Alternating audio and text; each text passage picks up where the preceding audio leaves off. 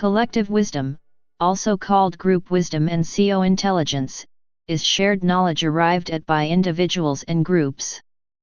Collective intelligence, which is sometimes used synonymously with collective wisdom, is more of a shared decision process than collective wisdom.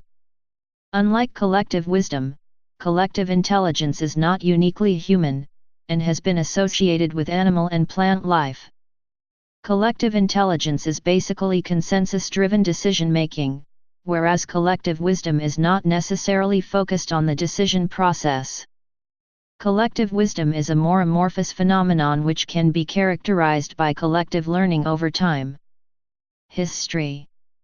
Collective wisdom, which may be said to have a more distinctly human quality than collective intelligence, is contained in such early works as the Torah, the Bible, the Quran, the works of Plato, Confucius, and Buddha, Bhagavad Gita, and the many myths and legends from all cultures.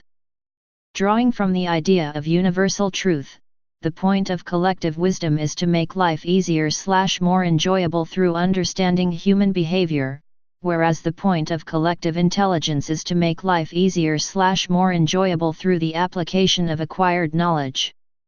While collective intelligence may be said to have more mathematical and scientific bases, collective wisdom also accounts for the spiritual realm of human behaviors and consciousness. Thomas Jefferson referred to the concept of collective wisdom when he made his statement, "A nation's best defense is an educated citizenry."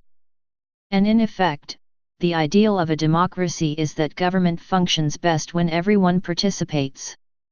British philosopher Thomas Hobbes uses his Leviathan to illustrate how mankind's collective consciousness grows to create collective wisdom. Émile Durkheim argues in The Elementary Forms of Religious Life, 1912, that society by definition constitutes a higher intelligence because it transcends the individual over space and time, thereby achieving collective wisdom. 19th-century Prussian physicist Gustav Fechner argued for a collective consciousness of mankind, and cited Durkheim as the most credible scholar in the field of collective consciousness.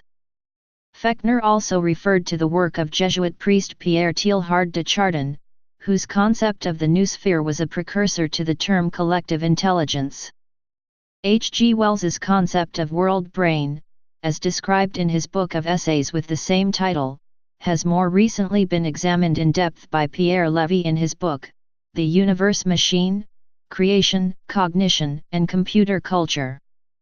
Howard Bloom's treatise The Global Brain, The Evolution of Mass Mind from the Big Bang to the 21st Century examines similarities in organizational patterns in nature, human brain function, society, and the cosmos. He also posits the theory that group selection directs evolutionary change through collective information processing.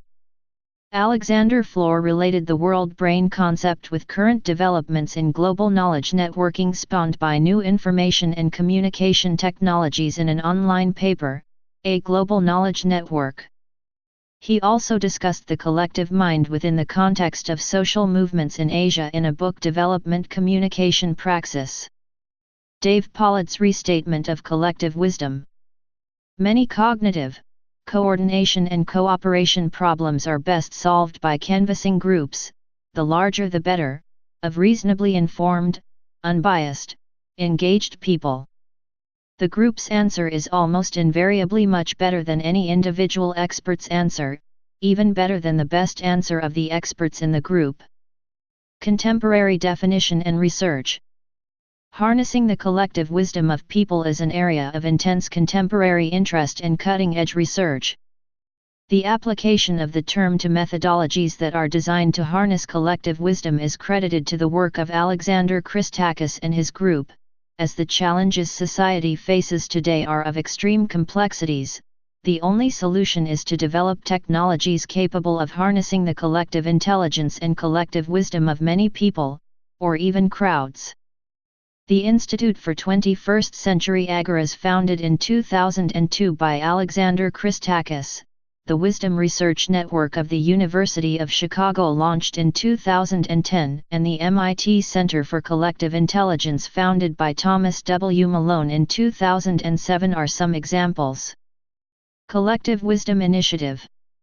The Collective Wisdom Initiative was formed in 2000 with the support of the Fetzer Institute for the purpose of gathering material on the research, theory, and practice of collective wisdom. It was a collaboration of practitioners and academics in areas such as business, healthcare, mental health, education, criminal justice, and conflict resolution. Several of the founding members subsequently co-authored The Power of Collective Wisdom. In this, 6 stances or principles, which support the power of collective wisdom are presented: deep listening, suspension of certainty, seeing whole systems/seeking diverse perspectives, respect for others/group discernment, welcoming all that is arising, and trust in the transcendent. 2 strands of thought relating to collective wisdom follow very different paths. The first suggests that aggregates of people and information will succeed in advancing wisdom, that wisdom is built on the accumulation of data and knowledge, without a need for judgment or qualification.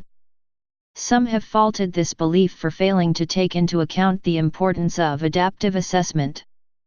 The second argues that wisdom is only possible in reflective states of mind, including metacognition. According to Alan Briskin, wisdom requires systematic reflection on the inner self and the outer states of social order. Mark Borreline has made the case that the hyper-communication of knowledge has hobbled rather than promoted intellectual development. Please subscribe and thanks for watching.